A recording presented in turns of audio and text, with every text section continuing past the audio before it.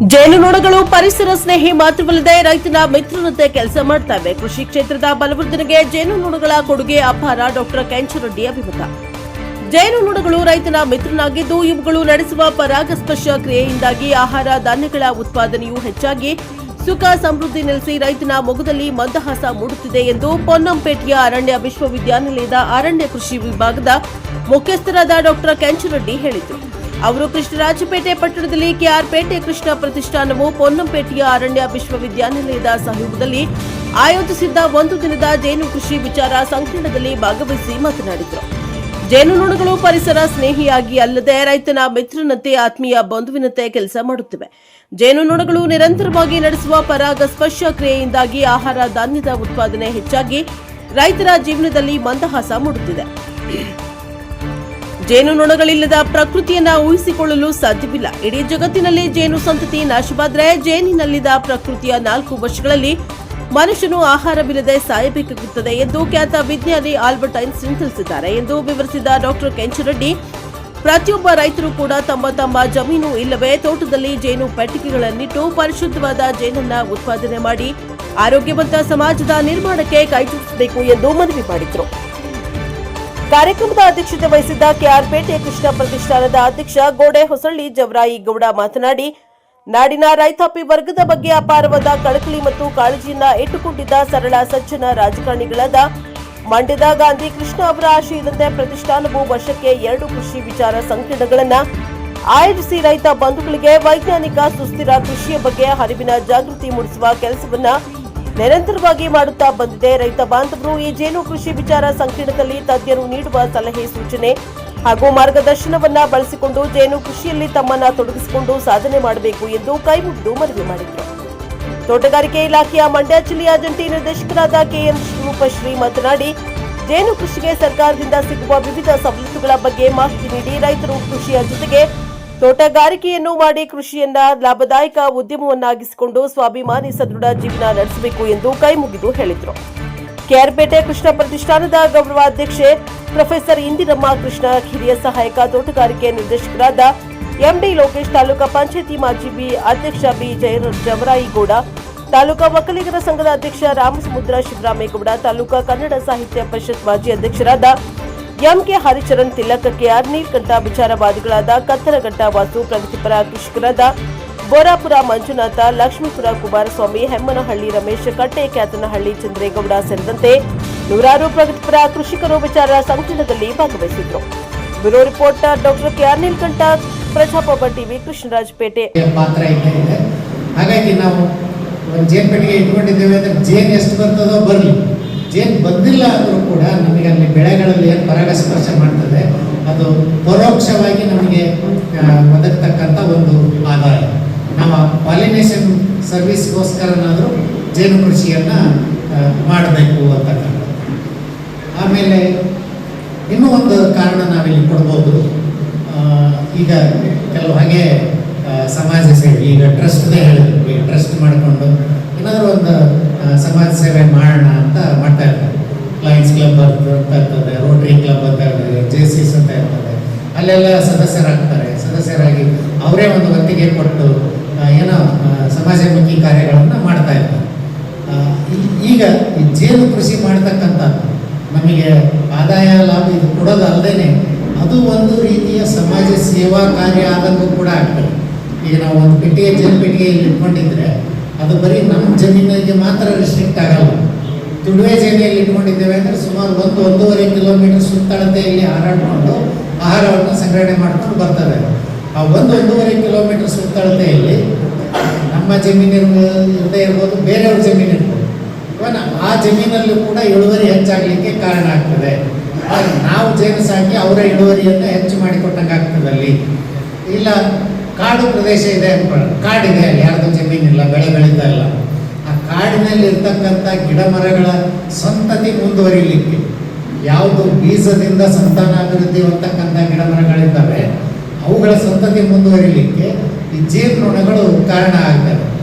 ಹಾಗೆ ಒಂದು ಯೋಚನೆ ಮಾಡಿ, ಕಾಡು ಪ್ರದೇಶನೇ ಇದೆ ಅಲ್ಲಿ ಅಥವಾ ನ್ಯಾಚುರಲ್ ವೆಜಿಟೇಷನ್ ಏನೋ ಗಿಡ ಮರ ಎಲ್ಲ ಇದ್ದು ಅವು ನಾವು ಸಾಕಿರ್ತೇವೆ ಇಲ್ಲಿ ಜೇನನ್ನು, ನಾವು ಸಾಕಿದಂಥ ಒಂದು ಜೇನು ಹೋಗಿ ಅಲ್ಲಿ ಪರಾಗಸ್ಪರ್ಶ ಮಾಡ್ತು, ಅದರಿಂದ ಬೀಜೋತ್ಪತ್ತಿ ಆಯಿತು. ಆ ಬೀಜ ನೆಲಕ್ಕೆ ಬಿದ್ದು ಅದೊಂದು ಮರ ಗಿಡ ಆಗಿ ಬೆಳೀತು. ಆ ಮರ ಮತ್ತು ಎಷ್ಟೋ ಪಶು ಪಕ್ಷಿಗಳಿಗೆ ಆಶ್ರಯ ಕೊಡ್ತು ಅಂತ ಅಂದಾಗ ಅದು ಒಂದು ರೀತಿಯ ಸಮಾಜ ಸೇವಾ ಕಾರ್ಯವೇ ಅಂತ ಅನಿಸ್ತದೆ.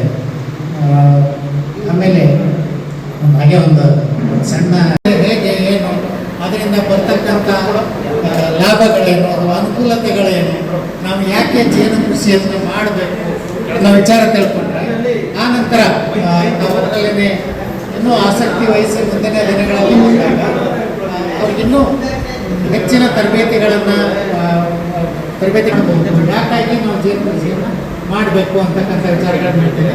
ಹಾಗೆ ಅದನ್ನು ಏನು ಮಾಡಿದ್ರು ಮಧ್ಯದಲ್ಲಿ ಅವರಿಗೂ ಕೂಡ ಅಲ್ಲಿಯೂ ಕೂಡ ಒಂದು ಜೇನುನೊಣಗಳೇ ಒಂದು ಮಾರಣಾಂತಿಕ ಕಾಯಿಲೆ ಬಂದಿತ್ತು ಅವಾಗ.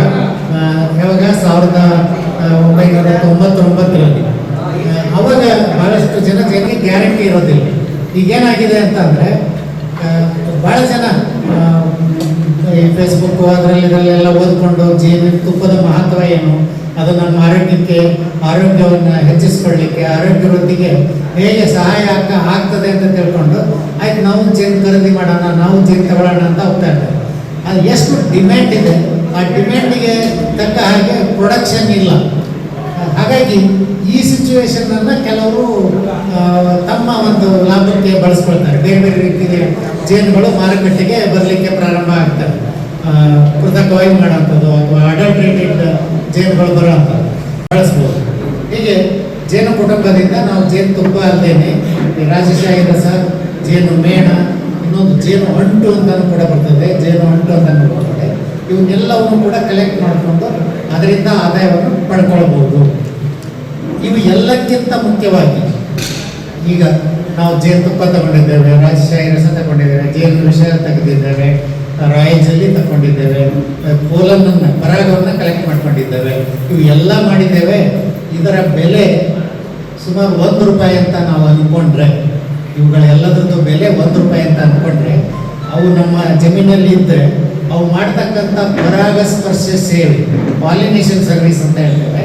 ಆ ಪಾಲಿನೇಷನ್ ಸರ್ವಿಸ್ನ ಬೆಲೆ ಏನಿರ್ತದೆ ₹20 ಈಗ ನಾವು ತೆಂಗಿನ ತೋಟದಲ್ಲಿ ಜೇನು ಕುಟುಂಬಗಳನ್ನು ಇಟ್ಕೊಂಡಾಗ ಇದೆಲ್ಲ ಬರ್ತಾ ಇರ್ತದೆ, ಹನಿ ಇದನ್ನೆಲ್ಲ ಬೇಕಾದ್ರೆ ನಮ್ಮ ಒಂದು ಉಪಕಥೆ ಥರ ಬರ್ತದೆ. ಅದು ಇಂದ್ರದ್ರುಮ್ಯ ಅಂತ ಕೇಳಿದ್ರೆ ಯಾರಾದ್ರು? ಇಂದ್ರದ್ರುಮ್ಯ ಅಂತ ಒಬ್ಬ ರಾಜ ಇರ್ತಾನೆ. ಅವನೇನಂತಂದರೆ ಒಳ್ಳೆ ಕೆಲಸ ಮಾಡಬೇಕು, ಒಳ್ಳೆ ಕೆಲಸ ಮಾಡಿದರೆ ಸ್ವರ್ಗ ಸಿಗ್ತದೆ ಹಾಗೆ ಅಂತ ಅವನ ನಂಬಿಕೆ ಇರ್ತದೆ. ಹಾಗೆ ಭಾಳಷ್ಟು ಒಳ್ಳೆ ಕೆಲಸ ಮಾಡ್ತಾ ಇರ್ತಾನೆ.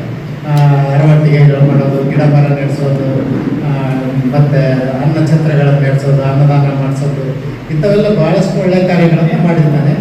ಮಾಡಿ ಅವನ ಇದು ಮುಗಿದ್ಮೇಲೆ ಹೋಗ್ತಾನೆ, ಹೋಗಿ ಸ್ವರ್ಗದಲ್ಲೇ ಇರ್ತಾನೆ. ಆದರೆ ಅಲ್ಲಿ ರೂಲ್ ಹೇಗಿರ್ತದೆ, ನಾವು ಎಷ್ಟು ಪುಣ್ಯ ಮಾಡಿರ್ತೇವೋ ಅಷ್ಟು ದಿವಸ ಮಾತ್ರ ಅಲ್ಲಿ ಇರೋಕ್ಕೆ ಅವಕಾಶ. ಜಾಸ್ತಿ ಪುಣ್ಯ ಮಾಡಿದವರು ಅಲ್ಲಿ ಜಾಸ್ತಿ ದಿವಸ ಇರ್ತಾರೆ. ಅವ್ರ ಟೈಮ್ ಮುಗಿದ್ಮೇಲೆ ಮತ್ತೆ ಬರ್ಬೇಕಾಯ್ತು ವಾಪಸ್. ಅವಾಗ ಒಂದು ಸತಿ ಅವನು ಆರಾಮಾಗಿ ಎಲ್ಲಿರ್ತಾನೆ, ಎಲ್ಲ ಒಳ್ಳೆ ಕೆಲಸನೇ ಮಾಡಿರ್ತಾನೆ. ಹೋದ ಅಲ್ಲಿಂದ ಕೊನೆ ಒಂದು ದಿವಸ ಅವನಿಗೆ ಮತ್ತೆ ಆರ್ಡರ್ ಬರ್ತದೆ, ನಿನ್ನ ಟೈಮ್ ಮುಗೀತು, ನೀನು ಹೋಗ್ಬೇಕು, ಮತ್ತೆಲ್ಲಕ್ಕೂ ಹೋಗ್ಬೇಕು, ಮತ್ತೆ ನೀನು ಭೂಮಿಗೆ ಹೋಗ್ಬೇಕು ಅಂತ ಬರ್ತದೆ. ಅವಾಗ ನಾನು ಎಷ್ಟೊಂದು ಮಾಡಿದ್ದೆ, ಇಷ್ಟು ಬೇಗ ಮುಗೀತಾ ಅಂತ, ಎಷ್ಟೊಂದು ಒಳ್ಳೆ ಕಾರ್ಯ ಮಾಡಿದ್ದೆ, ಇಷ್ಟು ಬೇಗ ಮುಗೀತಾ ಅನ್ನೋದು. ಇಲ್ಲ, ಒಂದು ರೂಲ್ ಇದೆ ಇಲ್ಲಿ. ಏನು ರೂಲು? ನೀನೇನು ಒಳ್ಳೆ ಕೆಲಸ ಮಾಡಿದ್ದೆ ಅದನ್ನು ನೆನಪಿಟ್ಟುಕೊಂಡವರು ಅಥವಾ ನಿನ್ನ ಹೆಸರನ್ನು ನೆನಪಿಟ್ಟುಕೊಂಡವರು ಅಲ್ಲಿ ಭೂಮಿಯಲ್ಲಿರೋವರೆಗೂ ನಿನಗೆ ಇಲ್ಲಿರೋಕ್ಕೆ ಅವಕಾಶ ಇದೆ. ಯಾವಾಗ ನೀನು ಮಾಡಿದ ಕೆಲಸಗಳು ಎಲ್ಲವೂ ಮರ್ತೋದು, ನಿನ್ನ ಹೆಸರು ಹೇಳೋರು ಯಾರಿಲ್ಲ ಅಂದಾಗ ನಿನ್ನ ಟೈಮ್ ಮುಗೀತು ಅಂತ ರೂಲ್ಸ್ ಇದೆ ಅಂತ. ಇಲ್ಲ, ನಾನು ಭಾಳ ಕೆಲಸ ಮಾಡಿದ್ದೇನೆ, ನನ್ನ ಹೆಸರು ಹೇಳ್ತಾರೇನು ಅಂತ ಅವನಿಗೆ ಹೇಳಿ. ಆವಾಗ ಅವರು ಆಯ್ತು ಅಂದರೆ ಹೋಗೋಣ, ಟೆಸ್ಟ್ ಮಾಡೋಣ, ಹೋಗೋಣ ಭೂಮಿಗೆ, ಯಾರಾದರೂ ನಿನ್ನ ಹೆಸರು ಹೇಳಿದ್ರು ಅಂದರೆ ಮತ್ತೆ ಕಂಟಿನ್ಯೂ ಮಾಡೋಣ, ಯಾರು ಹೆಸರು ಹೇಳಿಲ್ಲ ಅಂದರೆ ನಿಂದು ಟೈಮ್ ಮುಗೀತು ಅಂತಾನೆ ಅಂತ ಹೇಳ್ತಾರೆ. ಆಯಿತು ಅಂತ ಅಲ್ಲಿಗೆ ಬರ್ತಾನೆ ಅವನು ದೇವದೂತರನ್ನ ಕರ್ಕೊಂಡು ಜೊತೆಗೆ ಬರ್ತಾನೆ. ಬಂದು ಇಲ್ಲಿ ಎಲ್ಲ ಕಡೆ ನೋಡಿದರೆ ಅವನೇನು ಇಲ್ಲಿಂದ ಅವಾಗಿನ ಪರಿಸ್ಥಿತಿ ಏನೂ ಇಲ್ಲ, ಭಾಳಷ್ಟು ಚೇಂಜ್ ಆಗಿದೆ.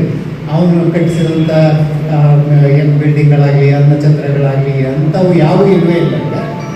ಯಾರಿಗೆ ಕೇಳಿದ್ರು ಇಂದ್ರದ್ರುಮ್ಯ ಗೊತ್ತಾ ಅಂತ ಕೇಳಿದರೆ ಗೊತ್ತಿಲ್ಲ ಅಂತ ಆಮೇಲೆ ಉದ್ಯಮವಾಗಿ ಮಾಡ್ತೀವಿ ಅಂದರೆ ಅದಕ್ಕೂ ನಾವು ಹವ್ಯಾಸಿ ಜೇನು ಕೃಷಿಕರು ಅಂತ ತಿಳ್ಕೊಳ್ಳೋಣ. 1-2 ಜೇನು ಪೆಟ್ಟಿಗೆಗಳನ್ನು ಇಟ್ಕೊಂಡು ಅಲ್ಲಿ ಬಂದಂಥ ಜೇನನ್ನು ತಗೊಂಡು ನಮ್ಮ ಸೇವನೆ ಬಳಸ್ಕೊಳ್ಳೋಣ, ನಮ್ಮ ಕುಟುಂಬಕ್ಕೆ ಬೇಕಾದ ಜೇನನ್ನು ಪಡ್ಕೊಳ್ಳೋಣ. ಅವಾಗ ಅದರ ಗ್ಯಾರಂಟಿ ಬಗ್ಗೆ ಯಾರನ್ನೂ ಕೇಳೋದೇ ಬೇಡ. ಪರಿಶುದ್ಧ ಜೇನು ನಾವೇ ಉತ್ಪಾದನೆ ಮಾಡ್ಕೊಂಡಿರ್ತೇವೆ. ಆಮೇಲೆ ನಮಗೆ ಬೇಕಾದವರಿಗೆ ಕೊಡಲಿಕ್ಕೆ ಈಗೆಲ್ಲೋ ಪರಿಚಯಸ್ಥರ ಮನೆಗೆ ಹೋಗ್ತೇವೆ, ಸಂಬಂಧಿಕರ ಮನೆಗೆ ಹೋಗ್ತೇವೆ. ಸೌಮ್ಯ ಸ್ವಭಾವದವು ಈಗ ಎಲ್ಲಾದರೂ ಬಿಲ್ಡಿಂಗಲ್ಲಿ ಕಟ್ಟಿರ್ತದೆ, ದೊಡ್ಡ ಎತ್ತರದ ಮರಗಳಲ್ಲಿ ಕಟ್ಟಿರ್ತದೆ, ಹೆಜ್ಜೆನುಗಳಿರ್ತಾವಲ್ಲ, ಹೆಜ್ಜೆನುಗಳು ಮಾತ್ರ ಬಹಳ ಸಿಟ್ಟಿನ ಸ್ವಭಾವದವು. ಏನೋ ಸ್ವಲ್ಪ ಡಿಸ್ಟರ್ಬ್ ಆದರೂ ಕಿಲೋಮೀಟರ್ ಗಟ್ಟಲೆ ಓಡಿಸ್ಕೊಂಡು ಬರ್ತವೆ, ಸಾವಿರಾರು ಬರ್ತವೆ. ಮಾಸ್ ಅಟ್ಯಾಕ್ ಅಂತ ಹೇಳ್ತೀವಿ, ಭಾಳಷ್ಟು ಬಂದು ಅಟ್ಯಾಕ್ ಮಾಡ್ತವೆ. ಅವು ತೊಂದರೆಯನ್ನು ಕೊಡ್ತಕ್ಕಂಥವು. ಆದರೆ ಈ ಸಾಕಿದಂಥ ಜೇನುಗಳು ಆ ರೀತಿಯ ಒಂದು ಕಡೆ ಇರ್ತಾರೆ. ಟಿವಿ ಗುಂಡಪ್ಪನವರು ಸರ್ವಜ್ಞ ಮಂದಿರಗಳು ಕೇಳಿದ್ದೀವಿ, ಅವರು ನಾವು ನೋಡಿರಲಿಲ್ಲ. ಟಿವಿ ಗುಂಡಪ್ಪನವರು ನಮ್ಮ ಮಧ್ಯದಲ್ಲೇ ಇತ್ತು, ಮನೆ ತರ ನಿಂತ್ಕೊಂಡು ಅವ್ರು ಹೇಳ್ತಾರೆ, ಅವರುಗಳ ನೀವೆಲ್ಲರ ಹೇಳ್ಕೊಂಡು ಹೋಗ್ತಾರೆ.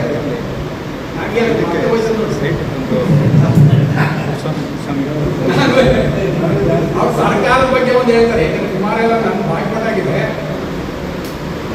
ಸರ್ಕಾರ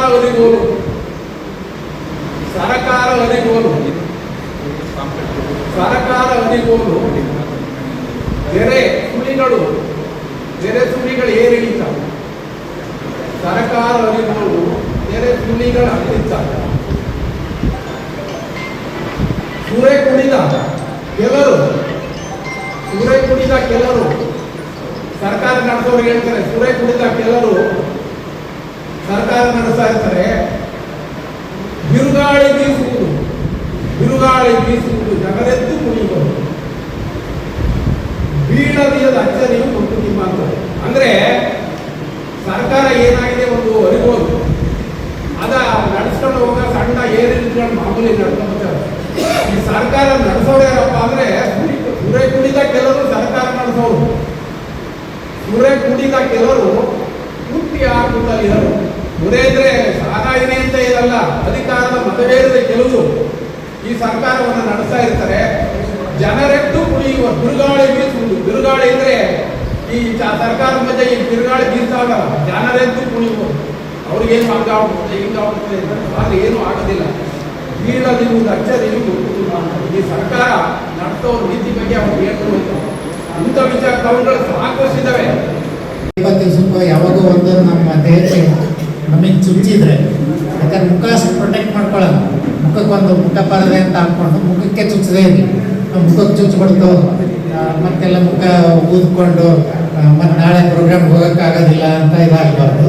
ಅದಕ್ಕೆ ಮುಖ ಅಷ್ಟು ಪ್ರೊಟೆಕ್ಟ್ ಮಾಡ್ಕೊಳ್ಳೋಣ. ಕೈಗೆ ಅಲ್ಲಿ ಒಂದೊಂದು ಚುಚ್ಚಿದ್ರು ಆ ಜೇನು ವಿಷ ಏನಿದೆ, ಆ ಜೇನು ವಿಷ ಸಣ್ಣ ಪ್ರಮಾಣದಲ್ಲಿ ನಮ್ಮ ದೇಹಕ್ಕೆ ಅವಾಗವಾಗ ಸೇರಿದರೆ ಅದು ಈ ರೊಮಾಟೈಡ್ ಆರ್ಥರೈಟಿಸ್ ಅಂತೀವಿ, ಜಾಯಿಂಟ್ ಪೇನ್ಗಳು. ಸ್ವಲ್ಪ 40 ವರ್ಷ 50 ವರ್ಷ ಆದಮೇಲೆ ಜಾಯಿಂಟ್ ಪೇನ್ಗಳು ಬರ್ತಾ ಇರ್ತವೆ, ಕೂತ್ಕೊಂಡ್ರೆ ಹೇಳೋಕ್ಕಾಗಲ್ಲ, ಹೀಗೆಲ್ಲ ಸಮಸ್ಯೆಗಳಿರ್ತಾವಲ್ಲ, ಅಂಥ ಸಮಸ್ಯೆಗಳನ್ನು ಕಡಿಮೆ ಮಾಡ್ತೀವಿ. ರೊಮಾಟೈಡ್ ಆರ್ಥರೈಟಿಸ್ ಅಂತಕ್ಕಂಥ ಸಮಸ್ಯೆಯಿಂದ ಈ ಜೇನು ವಿಷ ಅವಾಗವಾಗ ಚೂರು ಸೇರ್ಬೇಕಷ್ಟೇ, ಹಾಗೆ ಆಗಬೇಕು. ಆಮೇಲೆ ಅದು ಅಲ್ಲದೆ ಇನ್ನೊಂದು ಅನುಕೂಲತೆ ಏನಿದೆ ಅಂತಂದರೆ, ಈ ಜೇನು ವಿಷ ನಮ್ಮ ದೇಹದಲ್ಲಿ ಈ ಕ್ಯಾನ್ಸರಸ್ ಸೆಲ್ಗಳು ಬೆಳೆಯೋದನ್ನು ಕೂಡ ನಿಲ್ಲಿಸ್ತದೆ ಅಂತ ಸಂಶೋಧನೆಗಳಲ್ಲಿ ಗೊತ್ತಾಗಿದೆ. ಯಾಕಂದರೆ ಈಗೆಲ್ಲ ಇರೋ ಪರಿಸ್ಥಿತಿಗಳಲ್ಲಿ ಎಲ್ಲರಿಗೂ ಕೂಡ ಯಾವುದೋ ಒಂದು ಕಾರಣಕ್ಕೆ ಯಾವುದೋ ಥರದ ಕ್ಯಾನ್ಸರ್ಗಳು ಗಳಿರ್ಬೋದು. ಇವುಗಳಿಂದಾಗಿ ಏನು ವಲ್ನರೇಬಲ್ ಅಂತ ಹೇಳ್ತೀವಿ, ಎಲ್ರಿಗೂ ಕೂಡ ಅಸಾಧ್ಯತೆಗಳಿರ್ತವೆ. ಅದಕ್ಕೆ ವಿರುದ್ಧವಾಗಿ ಇದು ಕೆಲಸ ಮಾಡ್ತದೆ ಜೇನು ವಿಷ ಅಂತಕ್ಕಂಥದ್ದು. ಹಾಗೆ ಅದು ಒಂದು ಅನುಕೂಲ, ನಮ್ಮ ಕೃಷಿಯನ್ನು ಮಾಡ್ಬೋದು. ಇನ್ನು ನಾವು ಅವನ್ನೇ ಸ್ವಲ್ಪ ಹೆಚ್ಚಿನ ಪ್ರಮಾಣದಲ್ಲಿ ಮಾಡ್ತಾ ಹೋದರೆ ಜೇನುತುಪ್ಪ ಅಲ್ಲದೆ ಇನ್ನೂ ಬೇರೆ ಅದರ ಕೆಲವು ಉತ್ಪನ್ನಗಳಿದ್ದಾವೆ. ಜೇನು ಮೇಣ ಅಂತ ತೆಗಿಬೋದು. ಇನ್ನೊಂದು ರಾಯಲ್ ಜೆಲ್ಲಿ ಅಂತ ಬರ್ತದೆ, ಸ್ಪೆಷಲ್ ಫುಡ್ ಅದು. ರಾಯಲ್ ಜೆಲ್ಲಿ ವಿಶೇಷತೆ ಏನಂದರೆ ಅದನ್ನು ಯಾವಾಗಲೂ ರಾಣಿಗೆ ತಿನ್ನಿಸ್ತಾ ಇರ್ತಾವೆ ಜೇನುನಲ್ಲಿ. ಈಗ ಒಂದು ಐಡಿಯಾ ಇದೆ ತಮಗೆಲ್ಲರಿಗೂ, ಒಂದು ಜೇನು ಕುಟುಂಬದಲ್ಲಿ 3 ಜಾತಿಯ ನೊಣಗಳಿರ್ತವೆ. 3 ಜಾತಿಯ ನೊಣಗಳಲ್ಲಿ ಹೆಚ್ಚು ಕಾಲ ಬದುಕತಕ್ಕಂಥದ್ದು ರಾಣಿ ಜೇನು. ರಾಣಿ ಜೇನು ವರ್ಷಗಟ್ಟಲೆ ಬದುಕ್ತದೆ, 3 ರಿಂದ 5 ವರ್ಷಗಳ ಕಾಲ ಬದುಕ್ತದೆ. ಕೆಲಸಗಾರಗಳು ಒಂದು 2 ತಿಂಗಳಿಂದ 6 ತಿಂಗಳವರೆಗೂ ಬದುಕ್ತವೆ. ಗಂಡು ನೊಣಗಳು ಒಂದು 45-50 ದಿವಸದವರೆಗೂ 40ರಿಂದ 45 ದಿವಸದವರೆಗೂ ಬದುಕ್ತವೆ. ರಾಣಿ ಮಾತ್ರ ಯಾಕೆ ಹೆಚ್ಚು ದಿನ ಬದುಕ್ತದೆ ಅಂತ ಅಂದರೆ ಅದಕ್ಕೆ ಕೊಡ್ತಕ್ಕಂಥ ಆಹಾರ ರಾಯಲ್ ಜೆಲ್ಲಿ ಅಂತ, ಅದು ರಾಜಶಾಹಿ ರಸ ಅಂತ ಹೇಳ್ತಾರೆ.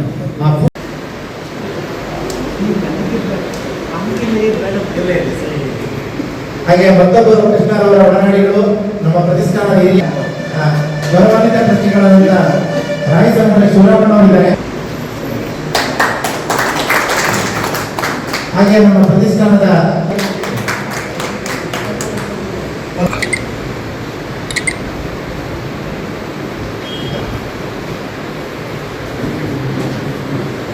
ಪ್ರೀತಿಯಿಂದ ಬಂದು ನಮ್ಮ ವಿಷಯ ಇರೋದಿಲ್ಲ, ಮುಂದೆ ಸರ್ಕಾರದಿಂದ ಸಿಗುವ ಎಲ್ಲ ಸವಲತ್ತುಗಳನ್ನು ಪಡ್ಕೊಂಡು ನಮ್ಮ ತೋಟಗಳಲ್ಲಿ ಸೇರ್ಪಡ್ತಾರೆ. ಇದಕ್ಕಿಂತ ಮುಖ್ಯವಾಗಿ ಬಹಳ ರೈತರ ಬಗ್ಗೆ ಅಪಾರವಾದಂತಹ ಕಾಳಜಿಯನ್ನು ಹೊಂದಿರುವಂತಹ ನಮ್ಮ ನಿಶ್ಚಲಾನಂದ ಸ್ವಾಮೀಜಿಯವರು ಕೂಡ ಅಂತರ ನೇರವಾಗಿ ನಾವು ಬಹಳ ಮುಖ್ಯವಾದಂತಹ ವಿಷಯ ಡಾಕ್ಟರ್ ಎಚ್ ರೆಡ್ಡಿ ಅವರ ಉಪನ್ಯಾಸಕರೊಂದಿಗೆ ನಾವು ಪ್ರಾರಂಭಿಸ್ತೀವಿ. ನಾವು ಕೃಷ್ಣ ಪ್ರತಿಷ್ಠಾನ ನಮ್ಮ ಆಡಳಿತ ಮಂಡಳಿಯವರು ನಾವೆಲ್ಲರೂ ಪ್ರತಿ ವರ್ಷದಲ್ಲಿ 3 ಅಥವಾ 4 ಕಾರ್ಯಕ್ರಮಗಳನ್ನು ಮಾಡ್ಕೊಂಡು ಕೃಷ್ಣ ಅವರ ಭಾಗ ಇದೆಯಲ್ಲ, ರಾಜ್ಯ ಮಟ್ಟದಲ್ಲಿ ಅವರೆಲ್ಲರನ್ನು ಕರೆಸಿ ಅವರಿಗೆ ಸನ್ಮಾನ ಮಾಡಿ ಗೌರವಿಸಿ ಅವರಿಂದ ಕೃಷ್ಣ ಅವರ ಕಡೆಯಿಂದ ಏನೇನು ಆಶಯಗಳಿತ್ತು ಅದನ್ನು ಹಾಕಬೇಕಂತ ಸಂದೇಶ ಕೊಡಿಸೋದ್ರ ಮುಖಾಂತರ ನಾವು ಉಳಿದ ನಾಮಸ್ಮರಣೆಯನ್ನು ಮಾಡ್ತಕ್ಕಂಥ ಕಾರ್ಯಕ್ರಮ ಕೊಂಡಿದ್ದೀವಿ. ಎರಡನೇದು ಕೃಷ್ಣ ಅವರಿಗೆ ಅವರ ಕೊನೆಗಾಲವರೆಗೂ ಮೊದಲಿಂದ ಪ್ರಾರಂಭದಿಂದ ರೈತರ ಕಂಡ ತುಂಬ ಕಾಳಜಿ. ರೈತರು ಮತ್ತು ಹಸ್ತಾಕ್ಷರಣೆಯ ರೈತರು ನೆಟ್ಟಗಾಗಲಿಲ್ಲ, ನಮ್ಮ ಜನರಿಗೆ ಒಳ್ಳೇದಾಗಲಿಲ್ಲ ಅಂತ ಭಾಳ ಹಂಗಾಗಿ ನಾವು ಪ್ರತಿ ವರ್ಷನೂ ಒಂದು 2 ಕಾರ್ಯಕ್ರಮ ಮಾಡ್ತೀವಿ. ಪ್ರಗತಿಪರ ರೈತರನ್ನ ಇಡೀ ರಾಜ್ಯದಲ್ಲಿರ್ತಕ್ಕಂಥ ಎಲ್ಲ ಕಡೆಗೂ ಸುತ್ತಿಸಿ ಅವರಿಗೆ ಪ್ರೋತ್ಸಾಹ ಕೊಡ್ತಕ್ಕಂಥ ಕಾರ್ಯಕ್ರಮ, ಅವ್ರನ್ನ ಇನ್ಸ್ಪೈರ್ ಮಾಡ್ತಕ್ಕಂಥ ಕಾರ್ಯಕ್ರಮ ಕಳ್ಸಾರಿ ಮಾಡಿದ್ವಿ. ನಾವು ಇಡೀ ಪ್ರಗತಿಪರ ರೈತರು, ಪ್ರಗತಿ ಚಿಂತಕರ ತೋಟಗಳಿಗೆ ಕರ್ಕೊಂಡು ಹೋಗೋದು, ಮತ್ತು ಈ ಕೋಳಿ ಸಾಕಾಣಿಕೆ, ಕುರಿ ಸಾಕಾಣಿಕೆ ಕೇಂದ್ರಗಳಿಗೆ ಕರ್ಕೊಂಡು ಹೋಗಿ ಅವ್ರಿಗೆ ಇನ್ಸ್ಪೈರ್ ಮಾಡ್ತಕ್ಕಂಥ ಕಾರ್ಯಕ್ರಮಗಳು ಮಾಡ್ತಾ ಇದ್ದೀವಿ. ಈ ಸಾರಿ ನಾವೆಲ್ಲರೂ ಚಿಂತನೆ ಮಾಡಿ ಇದು ಬಹಳ ಮುಖ್ಯವಾದ ಕಾರ್ಯಕ್ರಮ ಅಂತ ನಾನಾದರೂ ಅನ್ಕೋತೀನಿ. ಯಾಕೆಂದ್ರೆ ಏನಾಗಿದೆ ಅಂದರೆ ಜೇನಿದೆಯಲ್ಲ, ಜೇನು ಬಹಳ ಮುಖ್ಯವಾದ ಅಂಗ ರೈತರಿಗೆ.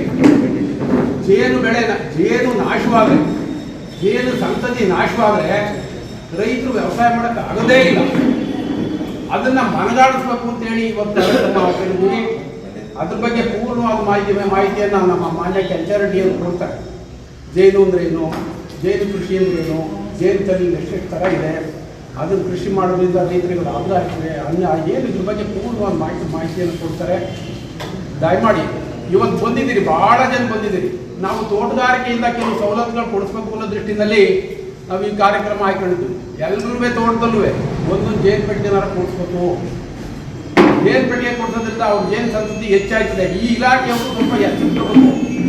ಯಾಕೆಂದರೆ ಕಾರ್ಯಕ್ರಮಗಳೇನು ಅಂದರೆ ನಾವು ಭಾಷಣ ಹೊಡಿತೀವಿ, ಅವ್ರ ಮೇಲೆ ಒತ್ತಡ ತರೋದಿಲ್ಲ, ಸರ್ಕಾರದಿಂದ ಸವಲತ್ತುಗಳು ಏನು ಸಿಗ್ತದೆ ಅಂತ ನಮಗೆ ಗೊತ್ತಾಗೋದಿಲ್ಲ ಅಂತ ಹೇಳಿ ಅದಕ್ಕೆ ನಾವು ಜಾಯಿಂಟ್ ಡೈರೆಕ್ಟರ್ ರೂಪಾ ಮೇಡಮ್ನವ್ರನ್ನ ನಾವು ಒಂದ್ಸಲ ಕಾಂಟ್ಯಾಕ್ಟ್ ಮಾಡಿ ಬರಲೇಬೇಕು ಮೇಡಮ್ ಅಂದರೆ ಇಲ್ಲಿ ಇಲಾಖೆಯಿಂದ ಸಿಗ್ತಕ್ಕಂಥ ಸವಲತ್ತುಗಳೇನು ನಮ್ಮ ಜನರಿಗೆ ಮುಗ್ತಾ ಇದೆಯಾ ಇಲ್ವಾ, ಈ ವಿಚಾರದಲ್ಲಿ ಗೌರ್ಮೆಂಟ್ ಸರ್ಕಾರದ ಗಮನವನ್ನು ಸೆಳೀತಕ್ಕಂಥ ಪ್ರಯತ್ನವನ್ನು ಮಾಡಬೇಕು ಅನ್ನೋ ನಿಟ್ಟಿನಲ್ಲಿ ಕೇಳ್ಕೊಂಡ್ವಿ. ರೂಪಾಶ್ರೀ ಮೇಡಮ್ ಅವ್ರಿಗೆ ಜಿಲ್ಲಾ ಪಂಚಾಯತಿನಲ್ಲಿ ಒಂದು ಯಾವುದೋ ಒಂದು